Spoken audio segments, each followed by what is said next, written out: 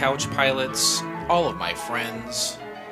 Welcome to the show that dares to fly into the unknown, territory of awful television pilots of the past. My name is Jason, but I'm also known on the streets as the Black Abundant, and across from me is Captain Philip Restisher. Good evening. Good evening, Captain. How are you? You're very abundant tonight. Oh, well, it's funny you should say that. We should maybe go out on the street and you can call me that. Are you out on the streets a lot? Like, I mean, do you spend a lot of time out on the streets? Well, slanging cane? is that a biblical reference? Cocaine. Oh, no, I don't. I do speak a lot of street slang.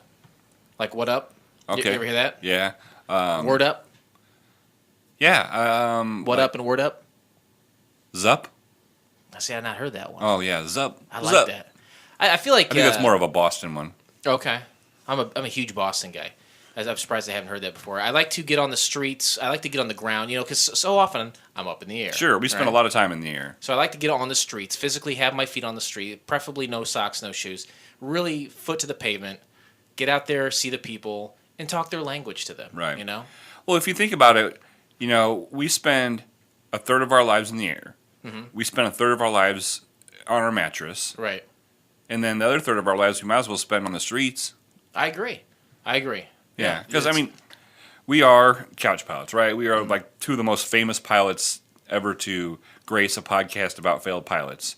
And, for us to stay cooped up and, in our plane all the time or, laying in bed all the time. I have a water bed, I should say. Nice. So it's kind of like I'm in the air part of the time, I'm on the ground part of the time. And you're in the sea. I'm in the sea. That's awesome. It's kind of good, right? It's like I'm one with the universe as we conceptualize, as we know it. I think everybody needs to have a nautical point in their life. Mm-hmm. And that waterbed's perfect. Yeah. Did you celebrate Valentine's Day on that waterbed?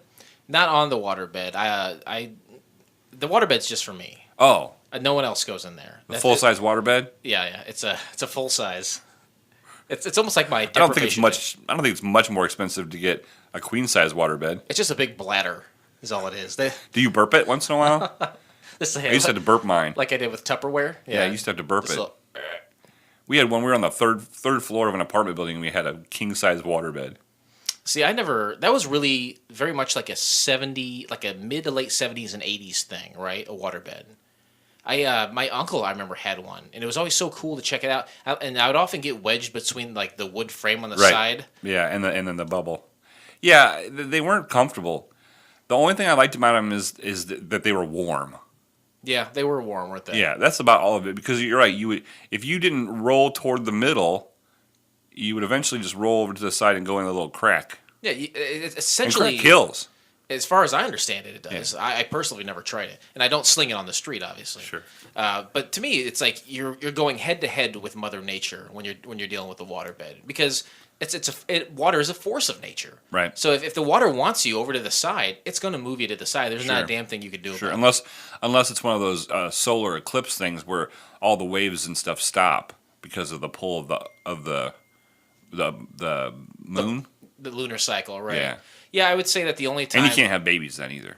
Oh, is that right? Because of the lunar cycle. I didn't know that. Right. Well, I know that often ladies, they have their menses, that it goes with the lunar cycle, so I suppose that would make sense if there was an eclipse. Right. That would shut it would everything eclipse down. the menses. Right. I guess that makes sense. I mean, I don't know much about women, obviously. Well, I mean, prove it to me. How was your Valentine's Day? Do you not know much about women there?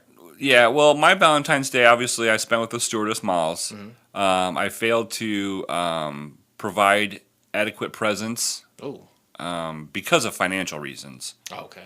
Not because I didn't care. She had put a very specific sign on the refrigerator of a perfume that she wanted, but I couldn't afford it. Was it like saying, "Hey, get this for me for Valentine's Day," or was she just kind of doing it like? Oh, no, it's Valentine's Day's coming up, and I like the smell of this card that was in this magazine, and this is where you get it. Okay, so she pretty much did all the work for you, and all you had to do was... But she just didn't give me the money. Isn't that the problem with gifts? Yeah. That people don't give you the money to go buy them for them? Right. That's the problem with gift giving. Well, and she's a thoughtful person. I mean, she always does. My birthday, Christmas, Kwanzaa. Yeah, celebrate Kwanzaa. President's Day. These are all holidays you guys give each other gifts. Yeah. Okay, and are there others too? I'm sorry to interrupt. Sure. Of course, Easter. Yes. Flag Day, and then National Pizza Day. National Pizza Day. Yeah, which was not too long ago. It was February 9th, I believe. Oh, was it? Okay. Yeah. See, I thought that would have been like March 14th because that's Pie Day. 3.14. That would for make pie, sense. Pizza pie. I think Sure. whoever set that holiday screwed up. Definitely. No, so I failed, and so I didn't get sex. So, that's the way it is. That's the way it goes. What is she going to do? Divorce me because of a bad Valentine's Day? I mean, Doubtful. everything counts, right? Sure. It all adds up. Like on the meter, how close do you think she is saying? That's it. Out of a 7? 1 to 7? Out of a 1 to 7 scale. She's a steady 4. Okay. I think she's always a steady 4.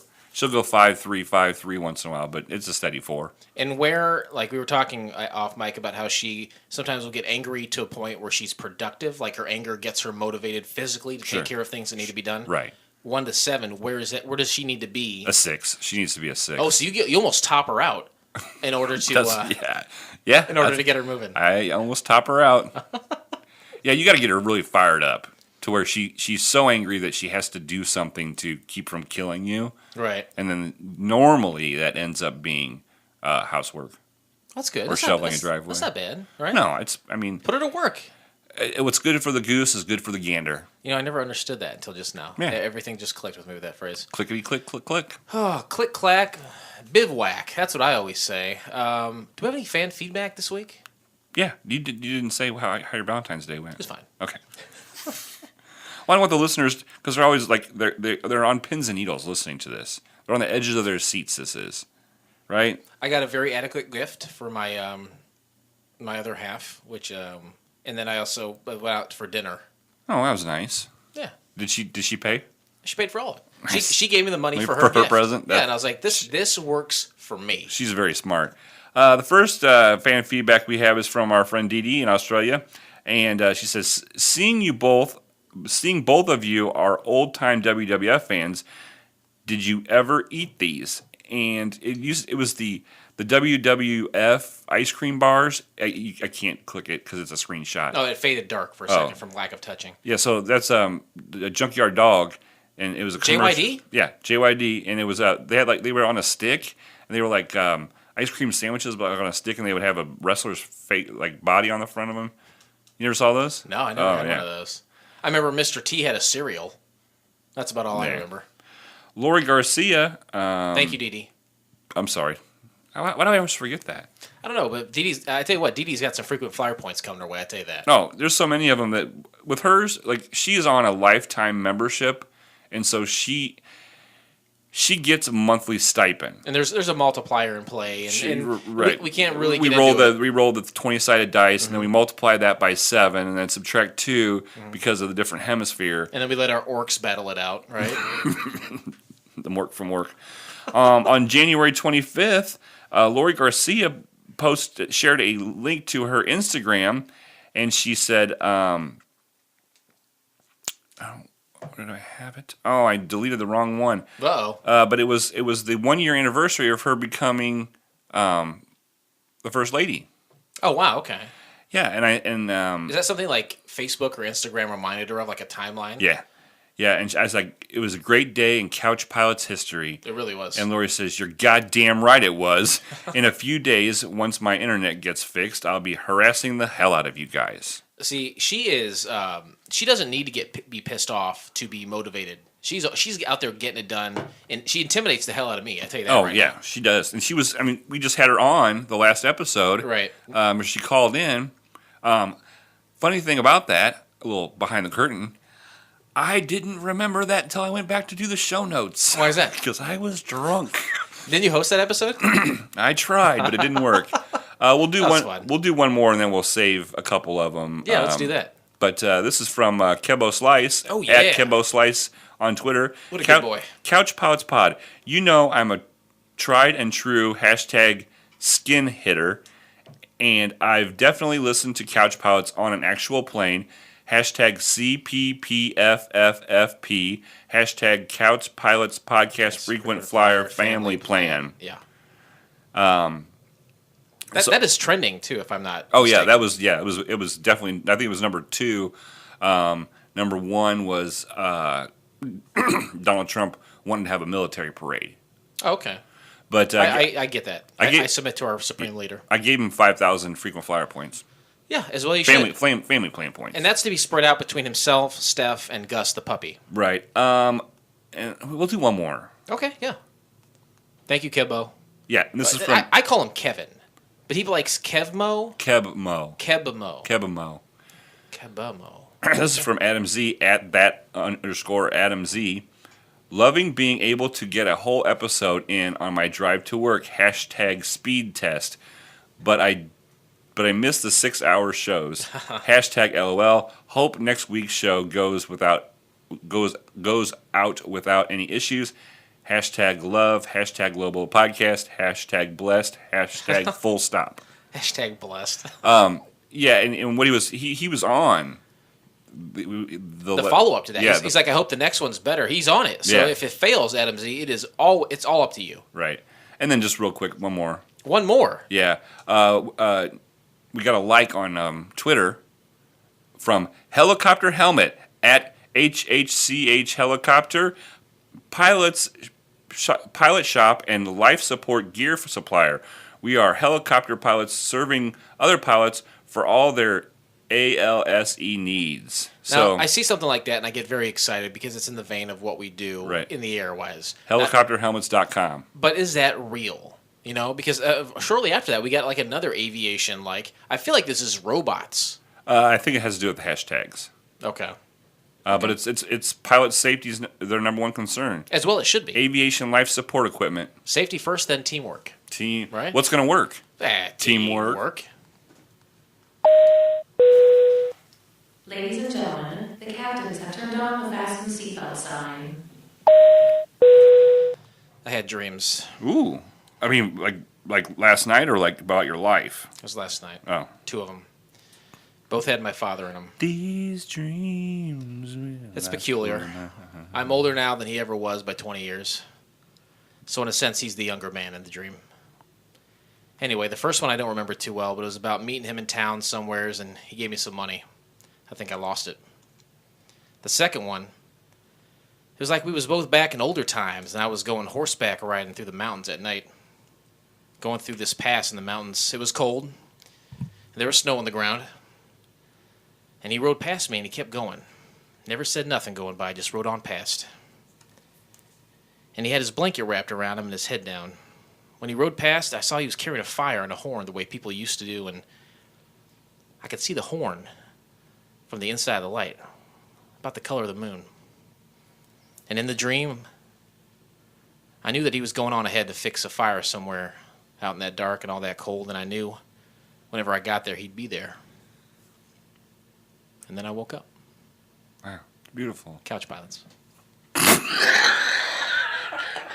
Today we discussed the pilot episode of Popeye Doyle from the year of our Lord, 1986. Great year. Very good year. It was a great year. 1986. Oh, man. That is the year after the Bears won the Super Bowl. Oh, man. Right after that, it's like they won it, and then a year after that happened. Oh, that was great. Let's see. So I was 11 years. I was 11 years old. I lived in Chicago at the time. Oh, did you? Yeah. What were you doing in old Chi-Town, the city that ever sleeps? I was where my bike was stolen. It's where I got the Cabbage Patch Kid. And it's where it's about 11, to be honest with you, it lines up perfectly because 8/11 is when I was molested. Hoffman Estates, baby. I was 5.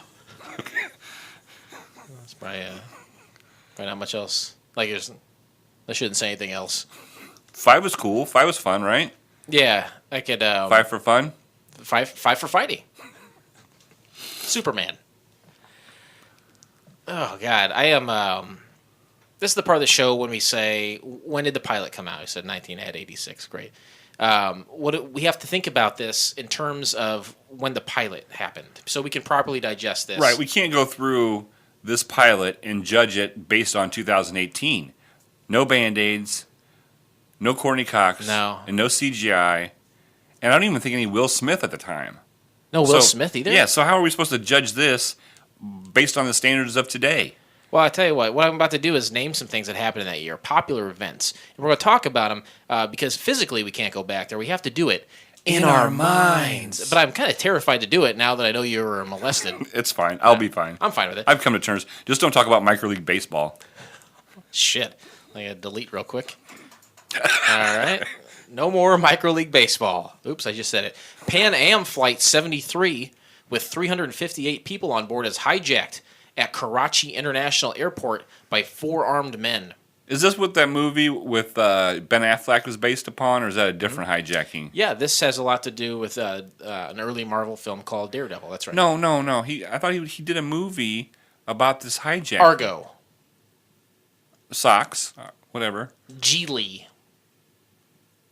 Fruit. Mallrats. Kevin Smith. Any of those the one you're thinking of? No, I don't know what it was. That's every single movie. I never saw it, but I know. Okay, anyway, so there was Goodwill Huntington's disease. No, so it was a American flight. I don't think it was American because it was at a Karachi International Airport, so it sounds like a Chinaman place. Oh, okay. But to me, this is absolutely terrifying. Why would you want to hijack a plane of all things? Really, I mean, what are you going to accomplish besides death? That's all you're going to accomplish.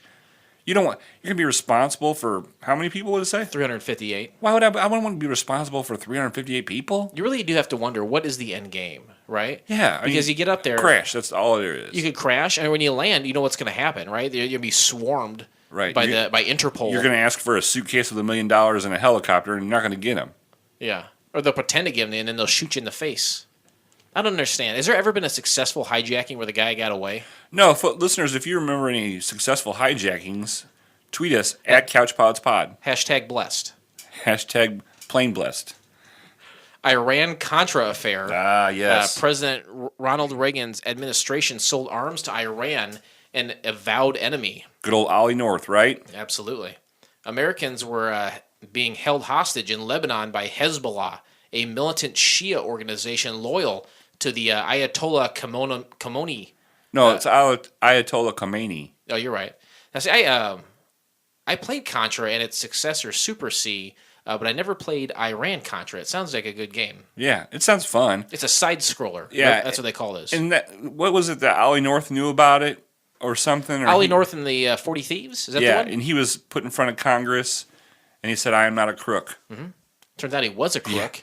Exactly. But joke's on Congress because he went to hell and he slept with 75 virgins, I think. Right. Well, I mean, we gave them guns, and so the balance shifts. They rendezvous with Rochambeau, consolidate their gifts. Did the gifts pay for themselves? Oh, always. So we gave them weapons to get our people back. Yeah, I think so. What's wrong with that? I don't. Well, nothing. Because it was nothing covered about up. this. It was covered up, right? That's because it was covered up. Maybe I was just gonna say nothing about this says it was wrong. For all I know, where I found this information, they were like, absolutely, 2 thumbs up. I ran Contra. Right. I really would like to get my hands on that game. Well, I think that's for the Super Nintendo, wasn't it? It might be. Super Nintendo, Sega Genesis. Ooh, I think it was for the Commodore 64. Oh, I love those. Brickhouse, baby. The experimental aircraft Rutan Voyager makes the first continuous nonstop flight around the world without refueling. Well, that's pretty cool. Fucking Elon Musk can do that in his sleep. Oh, yeah. He did it today, didn't he? In his sleep. He was sleeping when it happened. He shot a car up into space. And he... You know, it's funny. He's sending a car into space, and the car was playing David Bowie's "Life on Mars." Of course. And it was funny because I guess about 10, 12 years ago, David Bowie played Nikolai Tesla in a movie. So it's very meta, right? Very meta. But supposedly, like the rocket boosters were too good, and like they shot him out of their orbit plane they were supposed to be in. So they might hit Mars now. Yeah, I think that was Lieutenant. What was that? Oh, no, Major Tom, I think, was in charge of that. Ground control. Mm-hmm. Yeah. We don't have to deal with ground control. We just go up when we want and we come down when we want. Another great game. Not as good as that Micro League Baseball. Shit. Fucking shit. Sorry. I'm sorry. If anybody can find that game to where I can play it on my phone or something. Do you think that would, like... bring up bad Jesus memories? Christ. I'm obsessed about that game. But do you think, like... okay, a while back, I heard about an app you could download for your smartphone.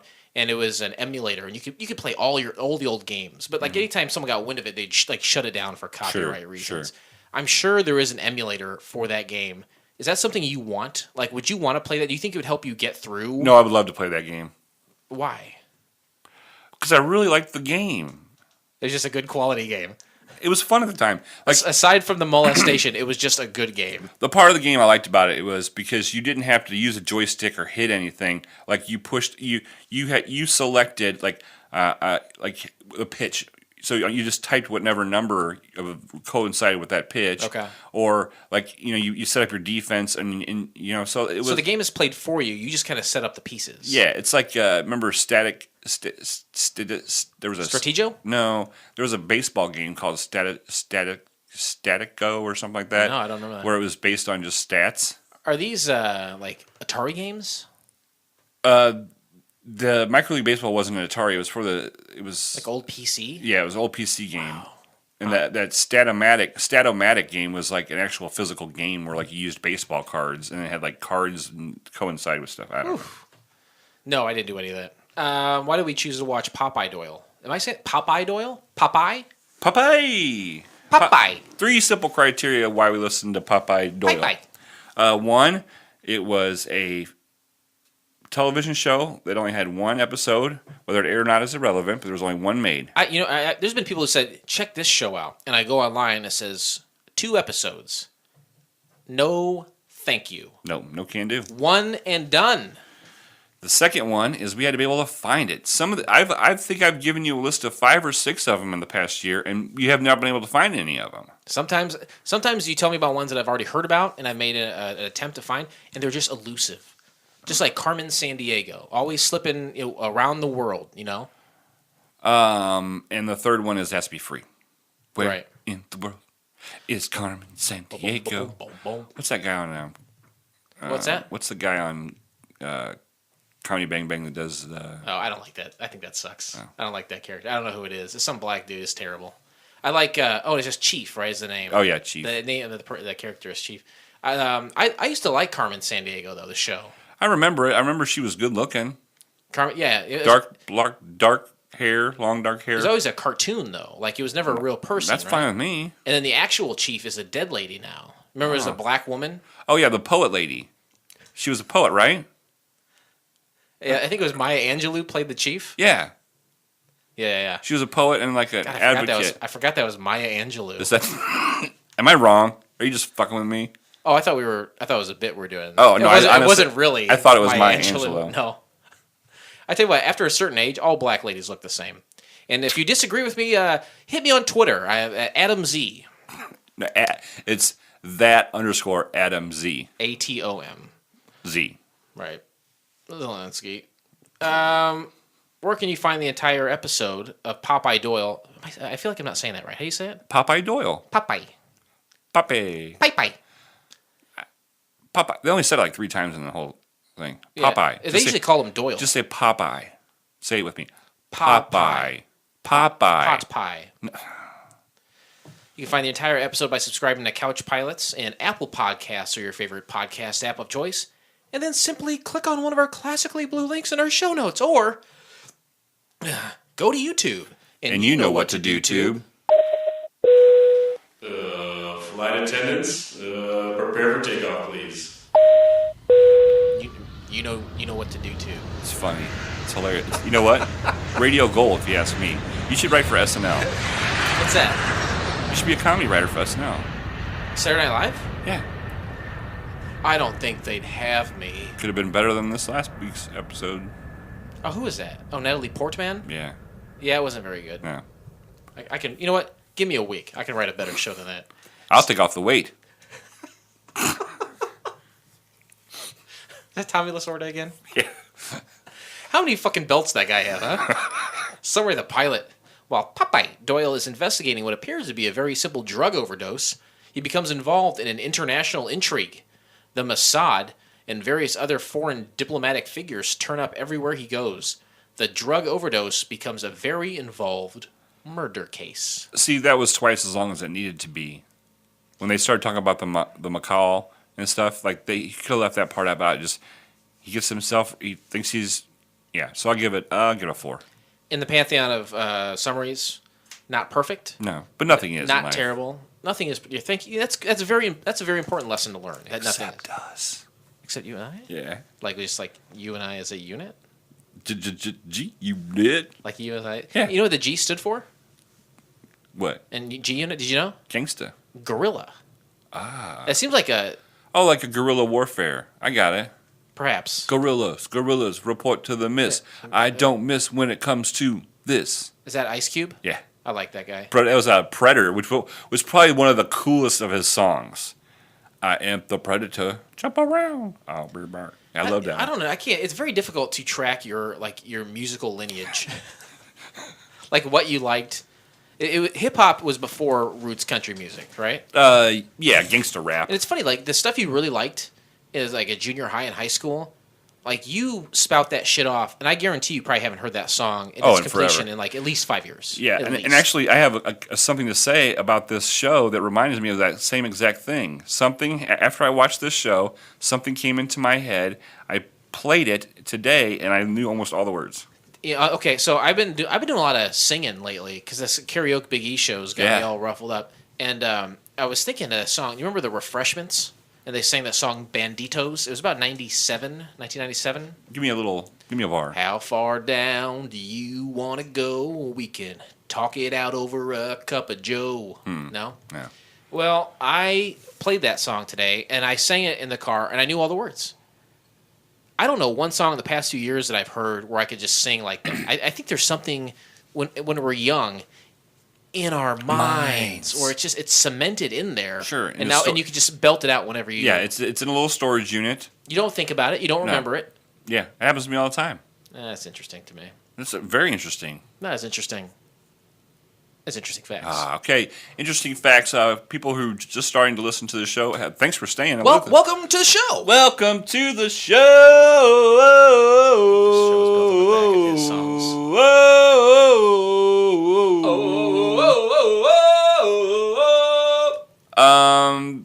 Jason scoured the internet, found out some facts, some behind-the-scenes facts about this pilot, and that's what they are. They're facts. Whether you agree with them or not is pretty irrelevant, or what you think of them is very irrelevant. This is the name of the segment. Apple Podcast says, name your segments. This one's called Interesting Facts. Please do not discuss your thoughts on these facts with another person. You know what? Let's lighten it up a little bit. If you want to talk to your cat or your dog about it, that's fine. But no other human being. I think that's fine because cats or dogs don't know what you're saying, so they can't hear what we're saying, and they can't understand any of it. So like the animal can't react to what we're saying to sway your thoughts. Thank you. You're welcome. So let's get started here. An unsold TV pilot based on the character from the 1971 film The French Connection. Okay, I remember hearing about the French Connection. Oh, did you not heard the name Popeye Doyle before? No, I never heard the name. I thought no. Okay, so when you first said it, I thought it was going to be. I thought it was going to be a cartoon. You ever heard that before? Yeah, it's very good. You have one of the best Popeye imitations I've ever heard. Whoa! Seriously, SNL. I'm telling you, you'd be great. They love Popeye references on Saturday Night Live. I can't think of 1 week that's gone by that they haven't dropped a Popeye somewhere. The French Connection starred Gene Hackman. He's great. I think he's an old gay guy and he's about ready to die. Oh, is he gay? I think so. I think he's a gay guy. Right on. I don't think he ever got married, and he retired from acting like 15 years ago. Yeah, he was in Hoosiers. Yes, he was. He was the coach. Yep. The coach. He was Coach Hoosier. That's right. Original release date September 7th, 1986 on NBC. Bow, bow, bow. You ever heard that before? Yeah. Oh. I assumed you did because you did it with me. Right. It was based on the character actor Gene Hackman won the Academy Award for Best Actor. Okay, that's a great award for him. That's a great award. The character is based on a real-life New York City police detective, Serpico, as portrayed by Al Pacino. Hooah! Yeah, woman's a hooah. Actually, Eddie Egan is a real-life guy. Okay. Also appeared in The French Connection as Walt Simonson, Popeye's supervisor. So they said, your life is so fascinating. We'll make a film about it, and then we'll- you get to be in the film. But can't play yourself because your acting is bad. We'll just let you be the boss. We got to get this gay guy to do it. Right. Acting debut of J.K. Simmons. That doesn't mean just kidding. I don't know what it stands for, but it's not that. You know, The guy who wrote the Hobbit books. the very same. And then this. Sometimes you get these. I'd never added them before, but I'm going to add them right now. There's a goof alert. You know what that means? Like if something happened in the film that was an accident, or it's a goof up in the film. Okay. When Weasel is stalking Popeye through the abandoned building, his shoes make the distinct, crisp sound of leather, but he is wearing sneakers, which would not have made a sound. Huh. Goof. Goof. Fact. Fact's over. Woo! Good facts, man. Those are interesting. Okay, kind of pretty close. Honestly, kind of pretty close. Well, you said true, interesting facts over. Once you say the word over, I'm good to go. The floodgates are open. Okay. Twitter responses. Twitter responses. Jason, get some Twitter responses. I didn't. I hope they're all dead. Hey everybody, it's your favorite bodyguard here, Biggie. And I was wanting to tell you about my upcoming FCF Network podcast called KARAOK Biggie. Me and my co-host, Kevin Clark, are going to sing some songs karaoke style, have some laughs, and totally wreak havoc on your ear holes. We will be joined by a rotating cast of characters all telling the story of why they chose the songs they sang. So please join us every Tuesday on Apple Podcast or your favorite podcast app of choice. And remember, you can't be a star if you don't shine.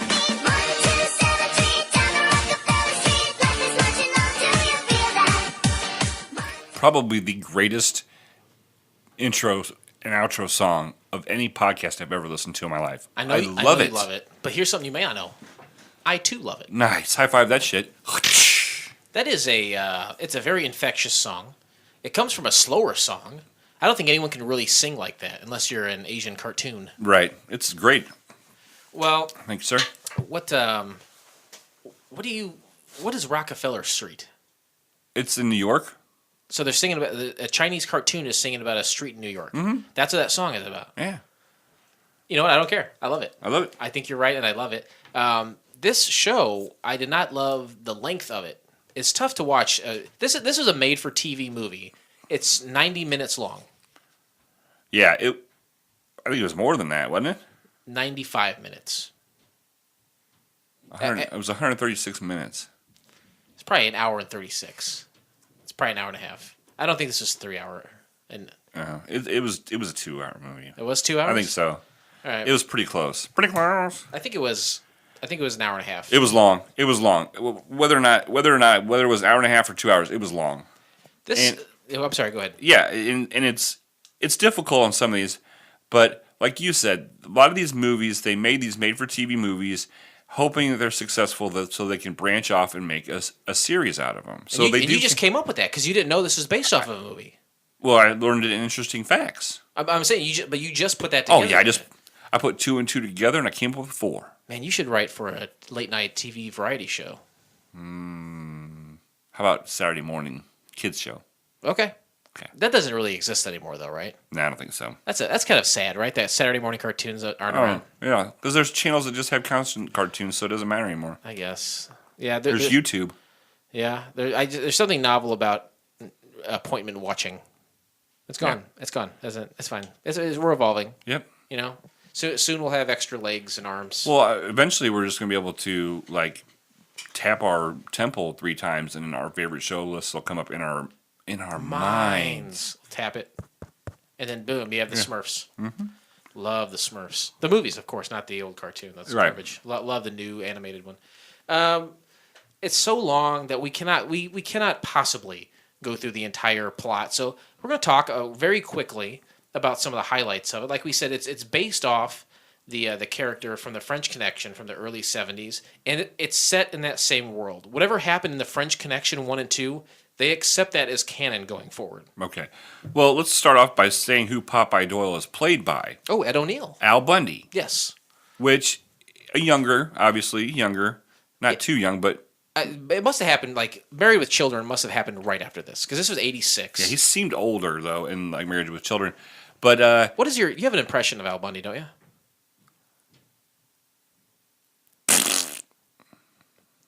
That's exactly what I remember it being. That's fantastic.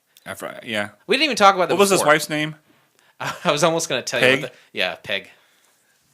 Come on, Peg! How's that?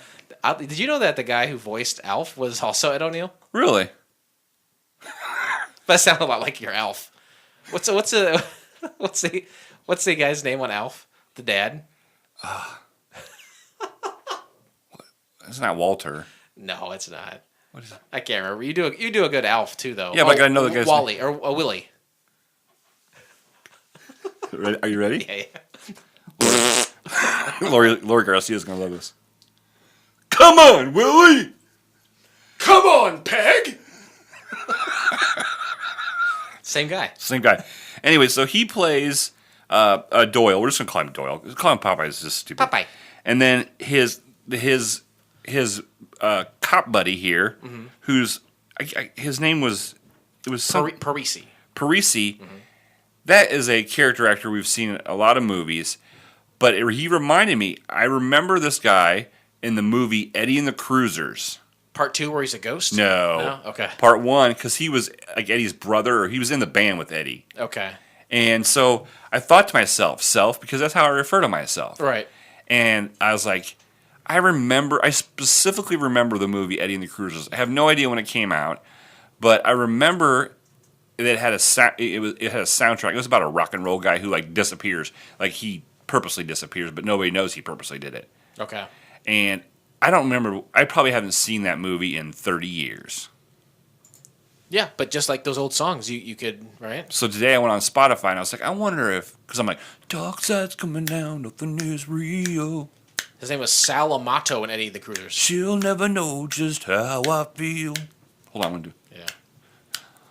Out of the shadow, she walks like a dream. Bam, bam, psh, bam, bam. Make me feel crazy, make me feel so mean. I have not seen this movie or heard the song in 30 years. I go on Spotify. The first 3 songs, I know them word for word. Boom. Incredible. If there's a drunk of the movies that I'm going to be on ever again, that's the one I want to be, Eddie and the Cruisers, because I bet you can't find it. He's in the second one, too. Yeah, his name was Sal Amato, and it was called Eddie and the Cruisers 2, Eddie Lives. Right. Yeah, it was, I remember seeing 2, but does it show on there when Eddie and the Cruisers 1 was it released? Oh, absolutely. Let's take a look here. Because I'd like to know, like... 83. So it was even before this. Yeah. 83, I was 8 years old. How do I remember a movie from when I was 8 years old? You're unhardened concrete in your brain. Okay, so Matthew Lawrence is his name. Okay, I went on a tangent and I apologize. So you got these 2 New York City cops, and they're totally detectives because they're out in the shit. They're not wearing the uniforms. No, they're in plain clothes, Yep. And Doyle has a cool hat. He's got a cool hat. A hat that I find problematic, and I tell you why. Because there's a lot of like, oh, I'm a hobo, I'm dressed like this, or I'm undercover and I'm following someone. If you keep seeing that fucking hat, that's going to stick out like a sore thumb. To me, you may as well be wearing like an Indian headdress. That's true. Because it's like you don't forget that hat. And if you're wearing it all the fucking time, then people are going to be like, hey, I know that guy. I've never seen a hat like that in my life, but I saw that hat the other day. You forget what the guy's face looked like, but you remember the hat. He's a part of the fuzz. He's fuzzworthy. But yeah, there's a lot of them dressing up as these, like I said, in like undercover kind of stuff. And, in the beginning of it, they do look like hobos, and they chase after these robbers who end up being the deli robbers. Yeah, it's kind of it's basically saying, hey, let's see some action right up front. Right. And I don't think it bleeds into anything in the rest of the show, but they chase these guys, and they end up chasing them for a while, which is a hallmark of the French Connection, because that's often considered one of the greatest chases in film history. Right. So I think they were drafting several times in this film off of that idea. There is a lot of chase scenes. There's a lot of following. There's a lot of times with no dialogue where you're just watching people follow other people. Yes. And to be honest with you, following them in plain sight. To be honest with you, there's not a lot of sneakiness. There are times where there are minutes without dialogue, and you're just seeing people walk around. Now, I have not seen The French Connection. I tried to look it up the other day because it is renowned as a great film. So I was thinking maybe that too is a hallmark of The French Connection. Just long periods of seemingly realistic silence. Right. It doesn't make for great television necessarily, but the silence is deafening. Almost, because you pay attention to it. Yeah. So they end up catching and shooting these the deli bandits. They kill them. They kill. Yeah, both I the guess guys. supposedly there was a streak of them robbing delis in New York. I guess. Weird. But yeah, they go back to the station, and the next day there's a woman who's murdered, and she's wearing like a big nice coat, and she's very beautiful.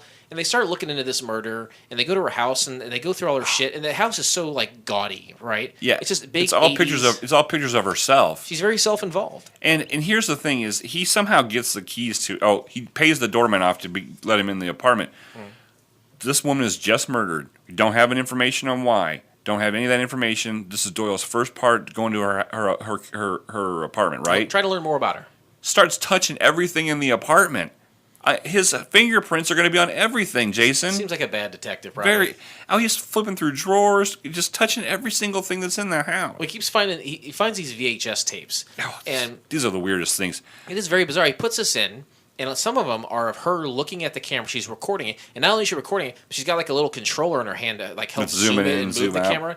And a lot of times she's in lingerie and just talking to the camera very sexually. Yeah, or even not even sexual so much, just weird. Like, they get weirder, I think. But they start off. So I'm like, is she a porn star, or is she like one of those prostitute or something? Like a high end call girl? Yeah. Or one of those phone things, where you call and have sex with someone on the phone. The apartment is nice. It's very dated and gaudy, but it is a nice place. And she loves herself because there's humongous pictures of herself. And so, she's very narcissistic. And then he goes and talks. He finds out. I can't remember the connection to this club. It's like a strip club or a club with a bunch of dancers. And he meets this girl there who was friends. I think her face. They were in like one of those picture things where you have four from pictures. The photo booth. Photo booth. That's right. Right. Her name was Karen. Okay. And so later on, he actually sees Karen, meets her. And like, hey, why don't you buy me dinner later? I'll tell you some more stuff. And he's like, and she chows down. I've never seen a stripper so hungry. She was eating quite a bit. And I'll also tell you a little spoiler alert. If you're all excited about her being a stripper, later on that night she goes to his apartment and strips for him. It's the worst, most awkward, most stiff stripper dance I've ever seen. But he's into it. Oh yeah, he's loving it. And he totally fucks her for sure. Sure. And then, which is bizarre because I feel like that's a supreme conflict of interest in this murder case. You know? But he has Doyle goes by no rules. That's right. He's pretty loose that way. Yeah, he's loose. He didn't have any rules whatsoever. So then they also go. They end up going. Him and his partner. I'm gonna call him Sonny, right? That's what it was. Something Parisi, Tony Parisi. No, but in Eddie and the Cruisers, it was. Sal Amato. Sal. Yeah. Sal. You gotta call him by his name from Eddie and the Cruisers. Yeah. Okay.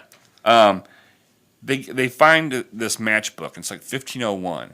Yeah. And it ends up being it's a club. It's a private club. So they just go to this private club, and the guy's like, "You can't come in here." They muscle their way in with their He's badges. like, "We're fucking cops. You will let us in." And they go and they just sit down. Like, not everybody's like, again, you guys aren't undercover. You look like fucking New York cops. Yeah, everyone else is wearing like nice suits and tuxedos, and they're just a couple of schlubs with their, their trenching coats and their loose ties and what have you. But they look around, they see some suspicious characters, and then they say, "Oh, yeah, I got a feeling about that guy." And this begins a series of each one of these guys following people, and subsequently, sometimes they follow them. Right. And this is where it gets very confusing because a lot of these guys look the same to me, and Sure. I can't keep track of them. Right. So, and this club scene, what it does is it sets up all the guys. They see 3 different guys in that club that they're going to end up be watching. Okay. Mm-hmm. They don't know why. They just look shady. All 3 of these guys. Yeah. Everybody in that club probably looked shady. Sure. Doyle is at one point goes into the bathroom where everybody's doing cocaine, and to get information, he starts flushing cocaine down the toilet. Yeah. It's this one cop, and there's 8 or 9 guys in there. They could whip his ass. They would man. whip his ass with all the coke that he was dumping. He was dumping thousands of dollars worth Sure, of coke. they would have whipped his ass.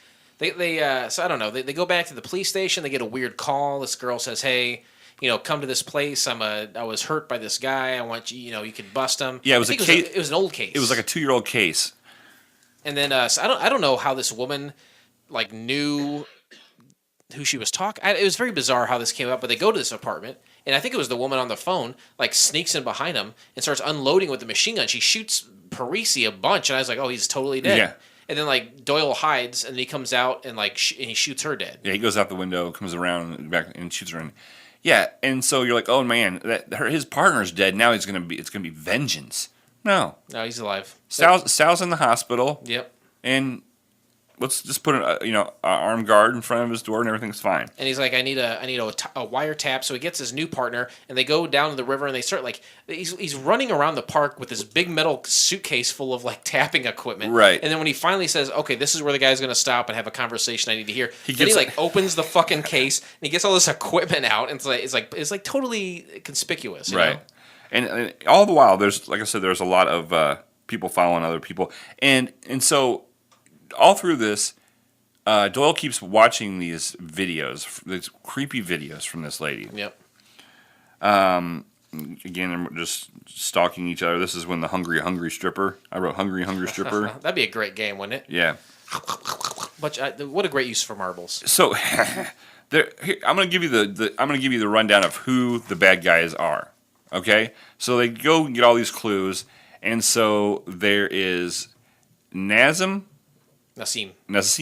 who is the older guy that somehow knows or dated this girl that's dead. I think he was at the Israeli embassy. He was the guy there, and he was probably just involved with local call girls. Right. This is his deal. Oh, I forgot to say when Karen. I think it's Joan, wasn't it? Huh? Do you think it was Karen or was it Joan? Which one? The dead one? Maybe. No, the stripper was Karen. Okay. And when she was doing her striptease, it was to "Addicted to Love" by Oh, Robert Palmer. Yeah. It was not good. Anyway, so Doyle interviews this faux Nassim, or whatever his name is. Nassim. And he's like, hey, I've done nothing wrong. All I've done is cheat on my wife because I like the American Poontang? Yeah, it said something about the flesh. Sins of the flesh? Yeah, sins of the flesh. And he's like, you got nothing on me. And it's like, okay. So then he goes and he's going to start watching this guy. Mm-hmm. Okay, that's the first guy. Second guy they're going to start watching is the Weasel. Yeah. All right? And then the third guy is Farak.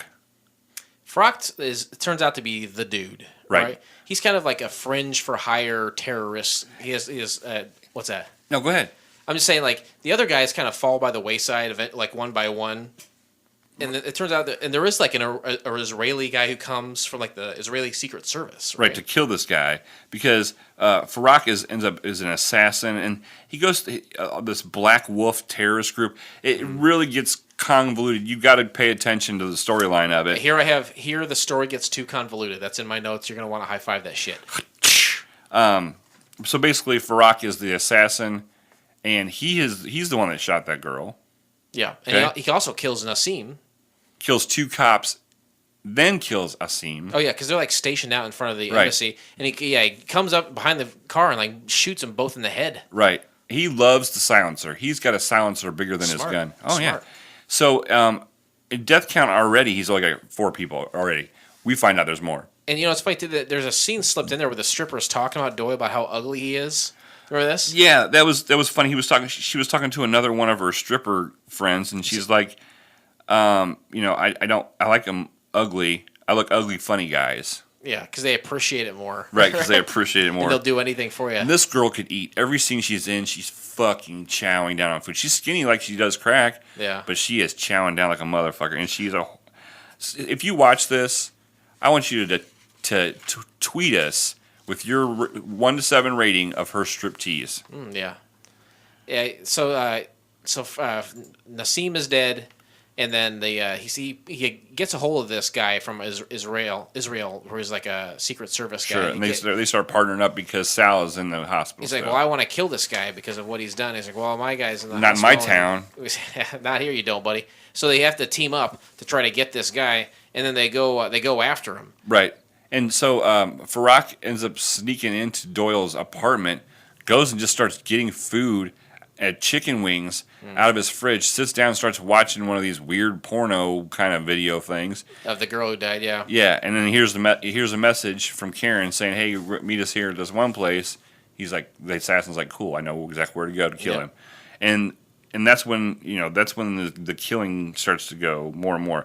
And every time Farak is being chased, no matter, all the times he's being chased after he kills somebody, he always grabs a woman and like puts a gun to her head. And he gets away too. It's smart. Every time. Yeah, he tries to go to the hospital to kill Parisi, and then they stop him just in time, and then they chase him out of there. Yeah, he grabs a nurse, and backs all the way out into like the front breezeway. And then knocks her on the head. Well, he knocks her on the head or something and throws her towards the door. So when they try to open the door, she's in the way. It's totally smart. Great. He gets away. This guy is, to be honest with you, when it comes to assassins, KARAOK is the man. Great assassin. Great assassin. They chase him through the city, and these guys have some athleticism. Oh yeah, these guys are old, but they're because KARAOK does. They show him working out many times, and he is quick, and he is younger than them. Yeah. But Doyle stays on his tail. Tit for tat. They actually, at one point, KARAOK climbs the side of a building like Spider-Man. Yeah, I was like, oh, that's probably pretty tough to do. There's no way these guys are going to go after him. They both do it. Yeah, they both do it. They both go up, and then they go into this shitty old building and they start chasing him through there, right? And there's a burning barrel, because that's where homeless people get warm, right? Yeah, he gets a hobo fire going. Yeah, KARAOK just picks it up with his bare hands and throws it at them. Yeah, a burning barrel. Yeah, and then so they're going through these dark hallways, and then Anton is the name of the Israeli fella, and then he gets shot, and I think he's dead. He's a dead guy. That KARAOK kills him, and then Doyle knocks out the light so he can't be seen, and then he chases him upstairs, and then he gets shot. Doyle gets shot a couple times. Sure. Like once in the leg, and then once in the gut or something. Right. Like, you're like, oh shit, he's dead. Nope. He hides. Doyle. He climbs up this thing, and then when KARAOK enters the room, he jumps down and hits him, and then takes this 2x4. Oh yeah, and chokes him to death with a 2x4. Yeah, he does. It's amazing. And after that happens, sorry. When the main bad guy is dead, or you think he's dead, I don't know. He leaves the room. I was like, he could just be knocked out. Right. Why not grab his gun and shoot him or cuff him or something? He's shot you twice. Yeah, you can either cuff him or just shoot him in the leg. Yeah. Do something to debilitate the guy if he's not really dead. You don't know that. But he just goes out and he sits in the hallway and then, you can hear the sirens in the background of people coming. And then it fades out to probably a week or two later. Right, and that's when you see Doyle, Karen and Doyle are dating. Yep, he's dating this whore, man, who's involved in this case. And she's like, "Let me take a picture," and he's like, "Nah, I don't like pictures." She's like, "Nah, come on, you big sissy fucker." And he lifts up his hat, and you can see he's got a cut, bandages, and he's got a cane, and he's hobbling around. And they take a picture together, and they smile, and click, click. The end. This week on Today, you got some interesting guests. NBC Nightly News with Tom Brokaw. Home ownership nightmares. You're going to want to stay tuned for that. But up next, Turbulence. Please remain seated as we are now crossing a zone of turbulence. We just hit the high points. This is a long This pilot. We could have really went in depth, but we listen to our listeners who say, "Come on, I just want to listen to this while I go to work." So much to watch here. Obviously, things wrong with this. This is a slow burn. Mm-hmm. Very slow burn. Right. This show it's too.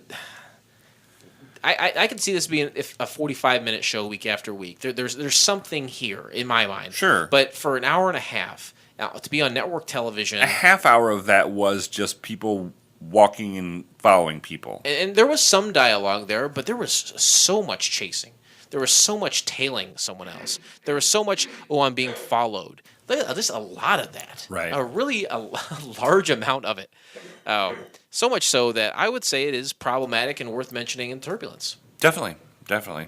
So what would you change about this? Well, I would cut down on a lot of the chasing. The chasing. And that, chasing I would have been fine with, but just leisurely strolling, watching people with no dialogue was very difficult. I don't know what was up with the videos. I needed some explanation on the videos because they just seemed awkwardly put in there. We have to keep reminding the viewer of who died and who's the first to die at the beginning of this. I mean, you have to have a scorecard because KARAOK kills 9 people in this show. Oh, really? Yeah. I see that. Ice-T would have liked him. Oh yeah, because he's a cop killer. Yeah. Why? I feel like I don't know what this was about. Essentially, I don't know what this is about. There's a woman who was killed. For what reasons, I don't know. Do you know why she was killed? Well, yeah, she was dating Maharaja guy. So what? So why does she die? Well, because KARAOK was from a different country and was sent to assassinate him, and so he killed her first. I guess. To me, I don't know. It was convoluted. It was very convoluted. I felt like it was. Yeah. Why was any of this stuff happening? You know, the story was hard to follow. The terrorist part going with terrorists. If it would have been a drug dealer and that was his bitch, that and then there's some guys he owed money to. That would have been understandable.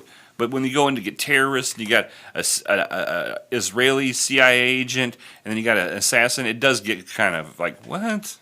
Yeah, I guess. And to me, too many of these guys looked similar, and there between the 5-minute sequences of them tailing or following each other, I couldn't keep track of what was going on, and more importantly, why it was going on. So the story to me was confusing, and if you can't follow the story, then what the hell are we even doing here?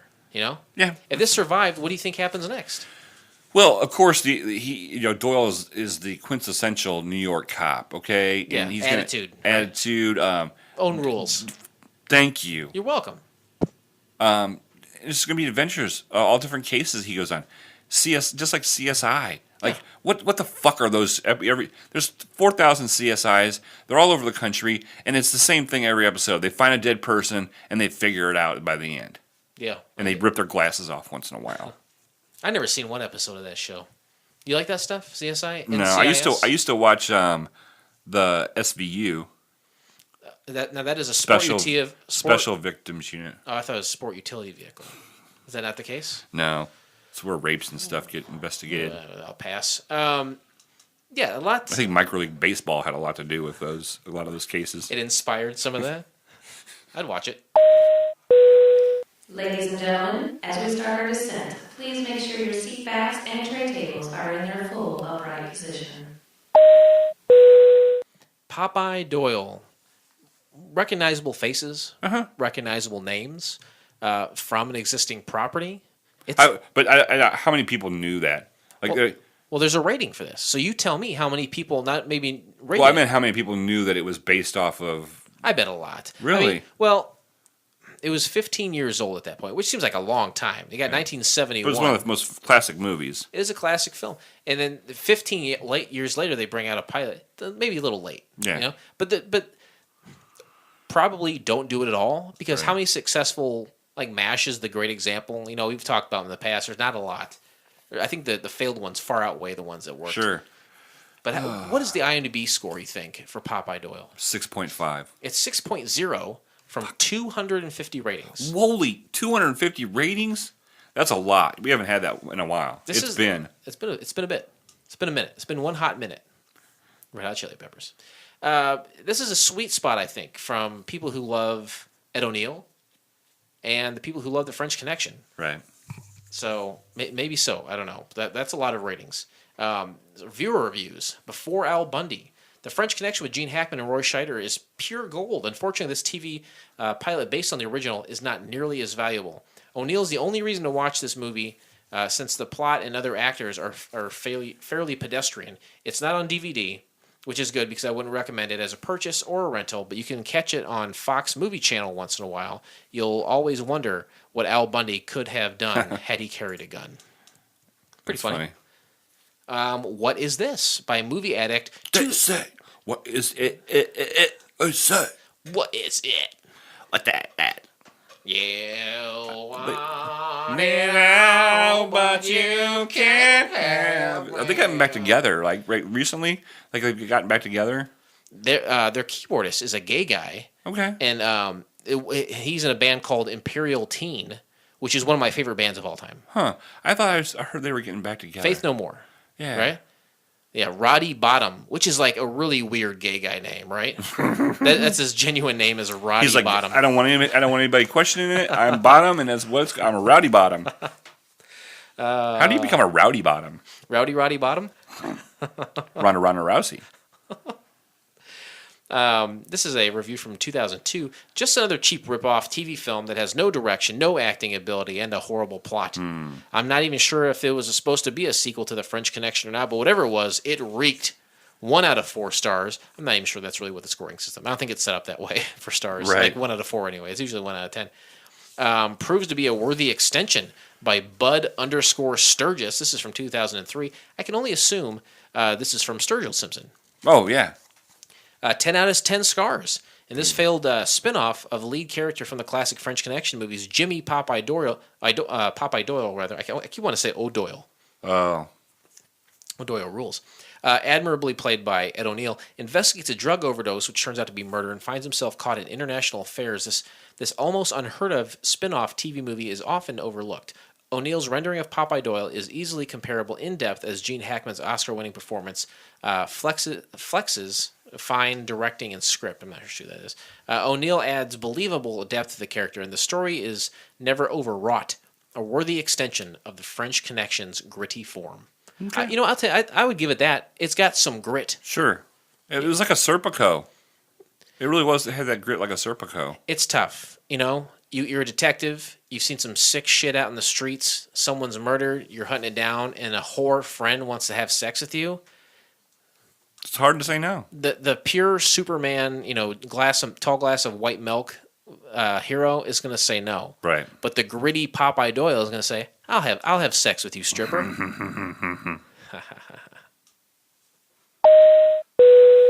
Ladies and gentlemen, welcome to FCF Airport. Local time is 11:11 and the temperature is 69 degrees. For your safety and comfort, please remain seated with your seatbelt fastened until the captains turn off the fasten seatbelt sign. Question for you.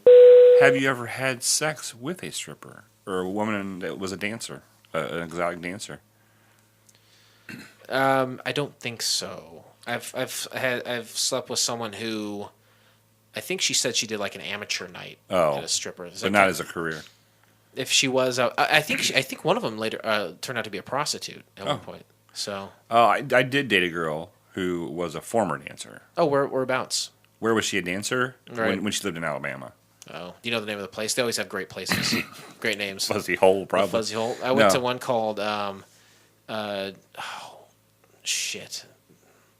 I can't remember. It was in Indiana by Purdue, the college. Yeah. Shit, what was it called? I'll have to look it up. She, her name was Natalie, and she was from Alabama, and she moved up here, and I dated her for quite a long time. Well, not quite a long time, but yeah, she was a former stripper. And how did everything hold up? Pretty good, pretty good. Her accent, I mean, if she could cuss me out, and I would think that it was hot. You love that? Yeah. Oh boy, Captain Philip, rest assured, this is the part of the show where we rate the pilot, where we say, you know what, we've ran our audience and ourselves through the whole rigmarole, right? And so we say on a scale from 1 to 7, taken from the classic 1990s television show Wings, we take a look at all the characters and we give them a score. Each character has a score, a number related to how good the pilot is. 1 is the worst score, and it's a Roy Biggins. And number 7 is the best score, and that's Brian Hackett. Good old Brian Hackett. So, Captain Rest assured, I turn to you. How do you rate Popeye Doyle? I'm giving this a bump. Oh, really? What kind of bump? For Rock bump. For Barack Obama? Farak, the best assassin ever. It's an assassin bump. I'm giving it because he killed 9 people in this show. Yeah, badass guy. I liked Ed O'Neill. Besides, it was a little long, and the following scenes were. But I got a kick out of it. I kept watching it. I was very interested in what was going on. With the bump, I'm giving it a 5. Giving it a 5. Wow. I enjoyed it. I really did enjoy it. There were a lot of things wrong with it, but I enjoyed Ed O'Neill's character, and I like cop stuff, kind of like 70s cop stuff. Right. You know what I mean? 70s cop. It felt like in that vein, for yeah, sure. and if I give it the bump for assassin bump because he was so damn good, and then I picture how it would be if they would have cut out the 25-30 minutes of just walking after people. You should do a captain's cut of the film. Oh, captain's cut. Yeah. Hashtag captain's cut stop. I like it. So, yeah, I give it a 5. Give it a 5. Okay. Surprised you there? It did, yes. It did surprise me, for sure. I can only assume that Gene Hackman's version of the character is a superior one. I can't say for sure. I do like Ed O'Neill. He is a goofy-looking man. Mm-hmm. He is not a guy that you would think, oh, that's a leading man. That's someone who could carry a thing. He's not a handsome person at all. He's a goofy-looking dude. But he was good in this. I thought he was pretty good. He seemed very...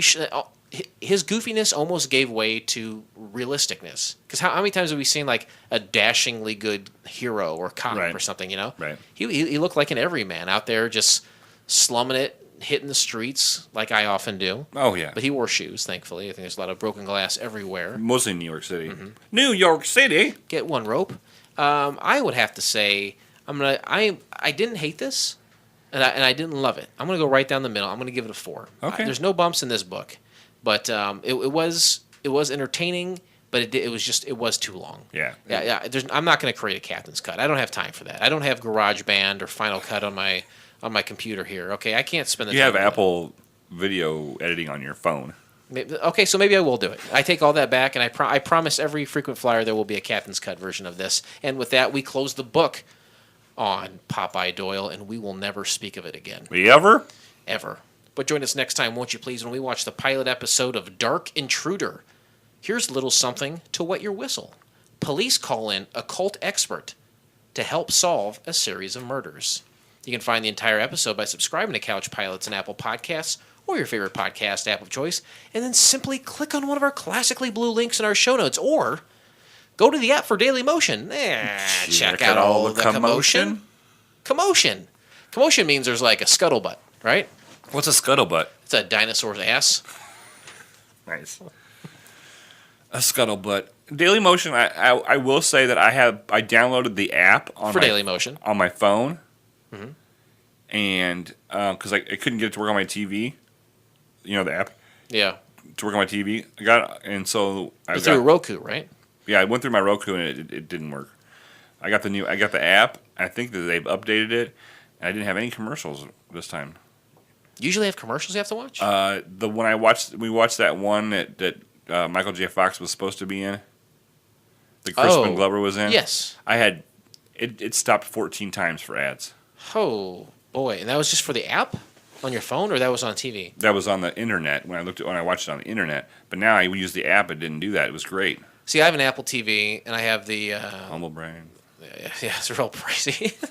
it's like $100 8 years ago, but it has the Daily Motion app on there. I've never had a problem, and you can also do it on your phone. So essentially, they're both apps. I usually just go right from the TV though, so I don't have to mess with my phone at all. Yeah, don't go to the website. That's the clunky one. That's why we always say download the app for Daily Motion, right? And check out all the commotion. Yeah. I got it. Yeah. See, it rhymes. But the website is janky. It's very choppy and will freeze on you forever. Yeah, don't go to the website. I mean, I don't suggest that. What I do suggest is going to couchpilotspodcast.com. Everything related to the show is right there. It's at your fingertips. Right. You can go to our social media from there. You can email us from there. You can see our phone number, which is 910-PILOTS-1, which if you wanted to calculate that, it ends up being 910. 745. Yes. 6871. Yes. All the digits are represented. Right. Give us a call on our voicemail. We will be playing one next week. Ooh, yes. This is me rubbing my hands together. Yep. I had the steward. It's cold. It's cold outside. The stewardess had to bring me a special cord to play it, and I couldn't play it on for this episode, so we'll play it on the next one. Is that something dirty? Yeah. She had to bring an extra cord. She pulls her cord out. Tampon. What's that? Tampon. Tampon that. Hey. No, how do you put out a Kotex fire? Tampon it. Tampon it. Tampon it. Hey, is there anything you want to say to our frequent flyers today? Yeah, I do. To all these Twitter bots, listeners, pleased to meet you. I hate these. How do you get rid of these Twitter bots? How do you get rid of these Twitter bots? We had the episode comes out on a Monday, and I'm thinking, awesome. I see a bunch of a bunch of followers. Nah, just a bunch of fucking Twitter bots. Help us, listeners. Let us know. Sometimes I see like a legitimate organization or podcast, and I see they have thousands of followers, and I think, how many of those are bots? Right. Not that specific Twitter account, but their followers. How many of those are bots? The bots are running rampant, and I don't know why that is. Yeah. So if you know how to kill bots, Twitter bots. Ooh, a kill bot. Hey, why do they exist though? Like if a guy's like, hey, my name's Joe Johansson, and I'm an online media entrepreneur and speaker. Okay, great. Why why does that bot sending me a follow or a like, how does that help anything? I don't know. I'm genuinely curious. I do not know the answer to that. So if anybody knows, send us an email or you know what, better yet, call our voicemail. But other than that, I don't have anything to say. Happy belated Valentine's Day to all my former lovers. Oh, that's a nice little sit down. If you want to be my lover, you got to get with my friends. I'll take it. Especially that one with the rod in her back. And with that, this pilot may have been rough, but it's always a smooth flight here on Couch Pilots. Thanks, everyone. We'll see you next time. See ya. Wouldn't want to be ya. On behalf of Couch Pilots and the entire crew, we'd like to thank you for joining us on this trip, and we are looking forward to seeing you on board again in the near future. Have a nice day.